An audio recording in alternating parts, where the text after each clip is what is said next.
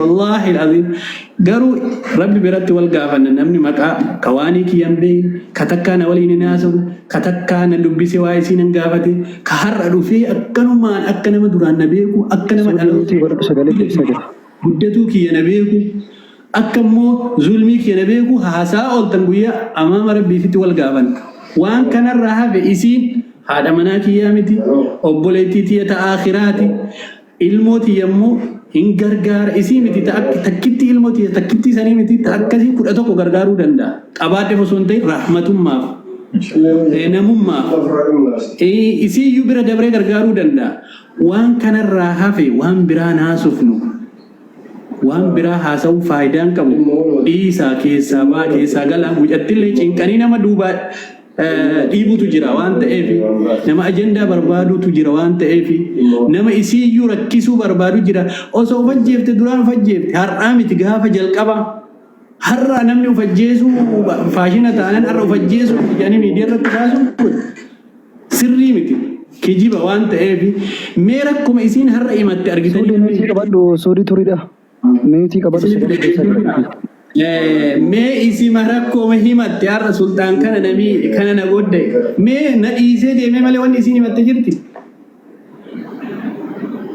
waan biraa waan isin barbaadan illee na agalee jira garuu rabbi akkas hin feene waan kulli haali maqaa namaa balleessuu irraa wal miidhuun gaarii miti fuuldura keenya qiyaama jira miizaana fi hisaaba jira waan ta'eef maakii guyyaa waliin haasaa oolte waan isin haasofte ati kana goote kuni akkanaa miti jedhii na gaafadhu viidiyoo waraabadhaa biraan gaa khalaas kana ajandaa godhatu yeroon qabu sa'aatitti fayyadama obboleeyyan kee nuti yeroon qabu. Assalaamu alaikum. Wa alaikum assalaam wa rahmatullahi wa barakatuh. Guyyaa si barbaada turre si argachuu hin dandeenye. Wanti haati manaa tantee himatte si gaafadha jechuu. Haadha manaa kee ka duraanii ayyee.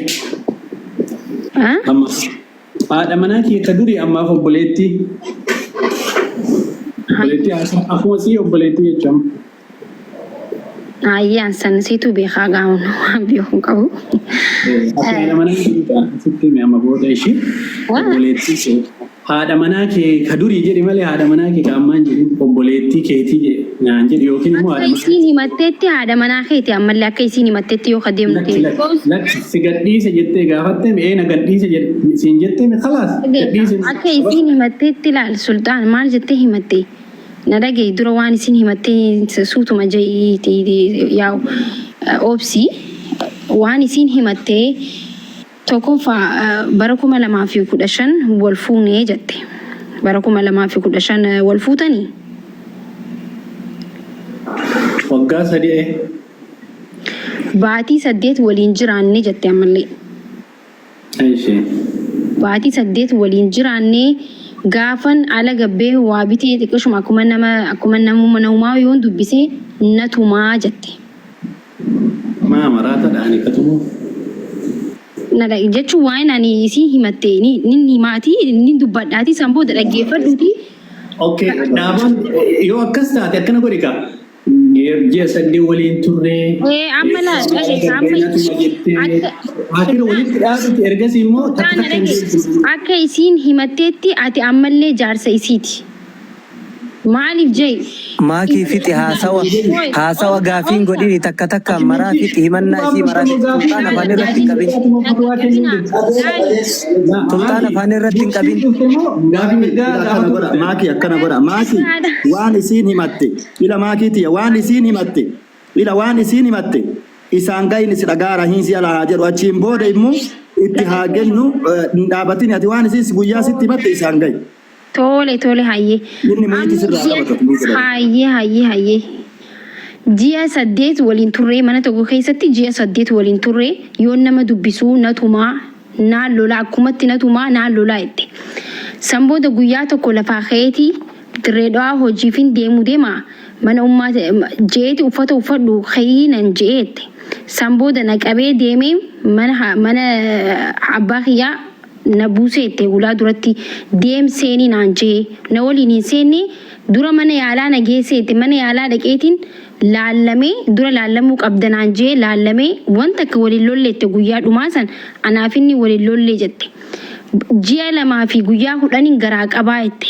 Ji'a lamaa fi guyyaa 10 garaa qabaa laallamee san booda dirree dhawaan deemaa dalagaadhaaf naan jehee torbaan takkaaf warra kee bira taa'e naan jee warra bira na teessiseette. San booda achi buutee isaan dhabee silkii irreen irratti bulook na godhee waa hundaanuu bulook na godhee quba nan qabu na bulook waa hundarraa bulook na godhee duubaati manguddootti himattee nama isatti dhiyaatu obboleeyyan saahibootatti himattee jee gaafadheen namni hundatti himadheetin jira haadhan qabu abbaan qabu itti himattee jennaan haadha isaatillee isaantu dhufee nu dubbisa malee nuti bira dhaquu hin dandeenyu ati isaan bira dhaquu hin dandeessu naan jee haadha isaanillee akkam biran dheeni mana isaaniitillee hin beeku jettee dubbatte. So amma namni tokko gaaffii gaafachuu barbaadeeti amma dubbii isii nutti himattee irratti dhaabbanee dubbatu jira haqa haa qabdu haqa haa dhabaattu san isiin ammas bira hin jirtu micayyoo waan natti himatteen dubbatu jiraan. Namni tokko ulfa garaa qabdu irratti amma namni akka shariyaatti illee namni ulfa garaa qabu namni sun erga deesse booda miree kan kaanu bu isiin akka jette ji'a lama baati ji'a lama jette ji'a lamaaf guyyaa 10 irratti kan garaa qabu dawwalee torbaan xiqqishoo booda bakka waan takka san booda gizeen aan bilbilee silkii adda addaatiin bilbiluuf siiqeetiin jiraa sin barbaadu naan jehee ilmoo tanallee dehee dhufee ilmoo isaa gurraattii diimtuu hin laallee wanta rakkoo keessaa sanuu gaafa na fuudhu sin barsiisanaan jeen na fuudhee kutaa 8 barachuu ture sin barsiisanaan jeen na fuudhee akkasitti ilmoo ergan gara qabadhe mana achi na kaayee osoo waliin loliin badii takka malee akkasumatti warra kiyya biran na darbee deemee jetteeti nama 3,000 irratti himattee onoo namni hundinuu yoo warri dhageessan lakkoofsa tokko barreessaa yoo dogongorellee bika kana dogongortee naan jaha waanuma isiin himattee ilmooti akkasitti ilmoo tanas gargaaraa hin jiru gaafa 2 moo 3 gizee 2 moo gizee 3 jette kakuma 5 ergee fette nama hundaan saayibaan ollaadhaan bikka hundaan dawarsiiseetiin dhabee jettee himattee jechuudha. Ayyee galatoon bismillaahi rahmaani rahiim harka dhiqatan garaa jaalataa garaan jaalataa dhugaa dubbatan rabbi jaalataa jedhe Oromooni waan siin jechuu barbaade maaki dura dursoo rabbi dhugaan waa dubbisu numarri fuuldura keenya qiyaamaadha isiin dubartii jechuun haadha nabii haadha waliyyii haadha nama jabaa haadha nama laafaa nuti haadha qabna obboleettii qabna zulmii hagana gahu nama tokkorratti raawwatu miti sammuu namaa keessa yoo hin dhufu jalqaba irratti wanni jechuu barbaadu rabbiin wal nu barsiise yeroon duniyaa adeemsa keessan beeytaa mire يجعل البعيد قريبا والأجنبي نسبا كفقو كلوغو دا أكما سوشيال ميديا سيم مصر الرا أنا مو بكبراد راكون أوروبا را أمريكا را فيدي واللغر سيسي كان هيرين فودا هيروم اللي ولتنا ما فيدي مجايو تنا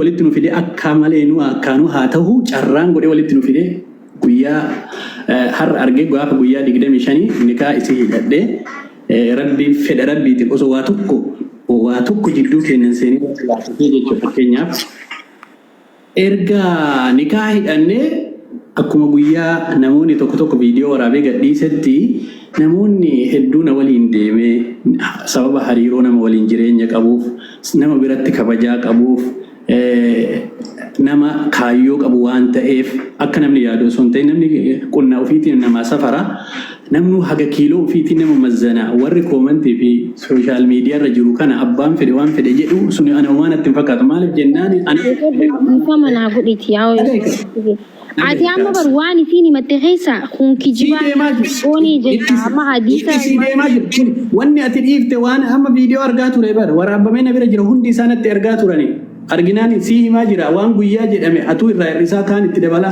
kaan akkas godhaa natti haasaa jirta garii fakkeenya. Dhaggeeffadhu waan irraa